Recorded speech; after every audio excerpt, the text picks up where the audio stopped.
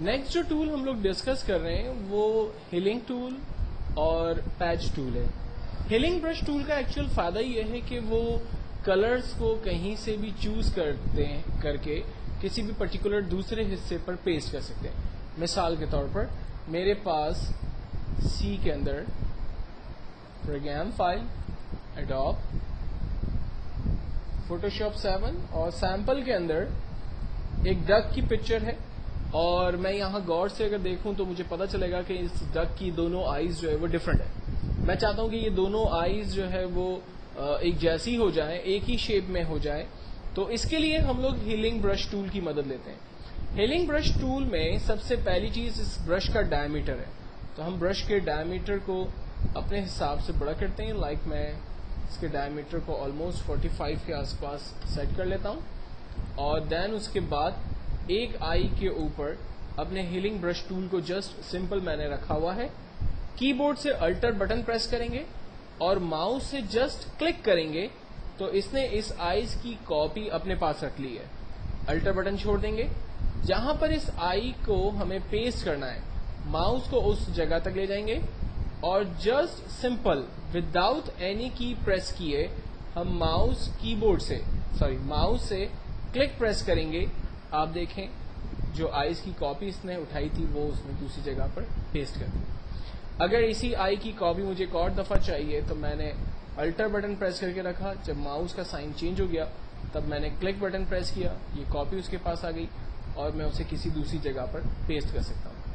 اور اگر میں یہ چاہوں کہ ان دونوں آئیز کو میں ریموو کر دوں تو اس کا بہترین طریقہ یہ ہوگا کہ برابر میں جو اس کی اسکن کلر ہے اس کو میں الٹر کی مدد سے چوز کرتا ہوں اور اس کو میں جسٹ اس کے اوپر پیسٹ کر دیتا ہوں. آپ دیکھیں یہ اس کی ایک آئی کو میں نے ریموو کر دیا. اسی طرح سے الٹر کی مدد لے کر میں نے یہ حصے کی کاپی لی اور اسے میں نے دوسرے حصے پر جا کر پیسٹ کر دیا. تو اس طرح سے میں نے اس ڈک کے دونوں آئی کو ریموو کر دیا اور اسی کے اسکن کلر کو یوز کرتے ہوئے اسی امیج کے اوپر میں نے پیسٹ کر دیا. اب یہ تو ایک کارٹون کیریکٹر تھا جس پر میں نے کچھ کام کیا. اگر ریئل لائف ایگزامپل کی ہم بات کریں, مثال کے طور پر میرے پاس یہ ایک لیڈی ہے جس کے گلے میں ایک چین ہے اور میں چاہ رہا ہوں کہ اس چین کو میں ریموو کر دوں, تو ہم اسی ہیلنگ ٹول کی مدد لیتے ہیں.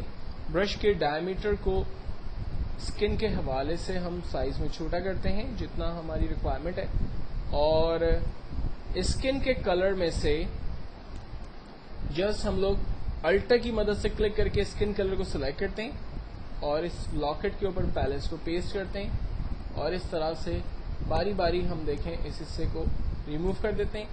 ریموو کرنے کے بعد زوم سائز کو فٹ ٹو اسکرین کر دیتے ہیں. آپ دیکھیں ہیلنگ ٹول کی مدد سے ہم نے اس چین کو بیسکلی ریموو کر دیا.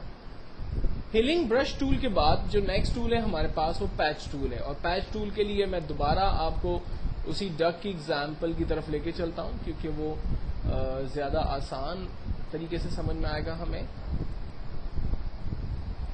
میں یہ چاہتا ہوں کہ اس ڈک پر کی آئی کے اوپر کوئی پیٹرن فل کر دوں, تو میں نے اس پرٹیکولر ڈک کی آئی کی رینج بنائی اور یہاں پر دیے ہوئے پیٹرنز میں سے وڈ کے پیٹرن کو چوز کیا بیکاز کہ یہ کلر جو ہے وہ ڈک کی اسکن کے کلر سے کافی میچ کرتا ہے. میں نے یوز پیٹرن کیا, دیکھیں وہ کلر اس کے اوپر پیسٹ ہو گیا. کنٹرول ڈی کرتے ہیں, ڈی سلیکشن. پیچ ٹول کی مدد لے کر ہم نے آئی کے دوسری آئی کی رینج بنائی. وڈ کلر کی مدد سے ہم نے یوز پیٹرن کیا, کلر فل کیا. کنٹرول ڈی کی مدد سے ہم نے ڈی سلیکٹ کر دیا.